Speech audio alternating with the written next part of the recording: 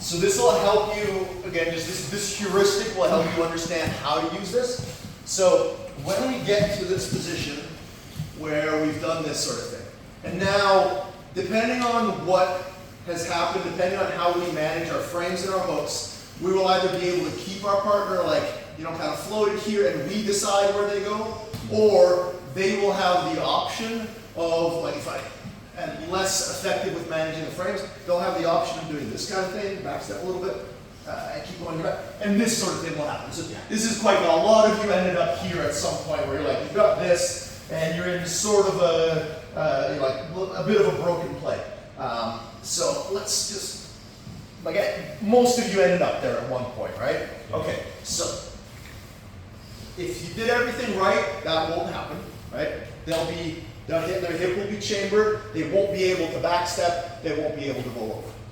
If the knees come through, they may be able to backstep and stay on top of you like this, where there's a leg threat, or the movement lands them there. And usually it was there. Like you were more ending up here than in the other place. Everybody here knows what a scissor wedge back take looks like? If you don't, it looks like that. They have solved nothing by doing this back step, if you know how to do a scissor wedge back take. If you don't, they have temporarily inconvenienced you until you go home and Google scissor wedge back take and learn how to do it. So, it's not a huge problem, and I don't want to make this about the scissor wedge back take because that's a direct lever to the hip, it's not a ratchet lever, and so my autism will not allow me to cross the streams like that. But what I will go over is if we find ourselves here and our partner is taking that big back step and stepping the hip into the mat, as long as I keep this knee shallow, I can simply leave the position and get on top because we've gone from the ratchet lever to just a straight leg.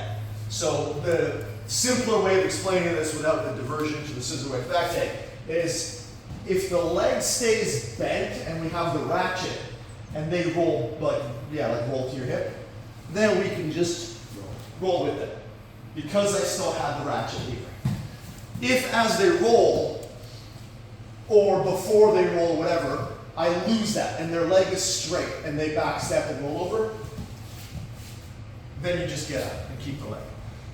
So I want you to just try that. This is the most specific motion I'm going to have you do today, where it's like literally just do the thing I told you to do. Do it a couple times where your partner's like this and they roll and keep the ratchet lever, get on top, and then do it a couple times where the leg starts to get straight and they roll and you just get on top and keep the leg and use it as a sweep, because it'll help you recognize when am I just using this as a sweep to get on top with just disengaging, when am I using it to either continue chasing the back or getting on top and basically into mount with the leg bent up. And just try that a few times. Right?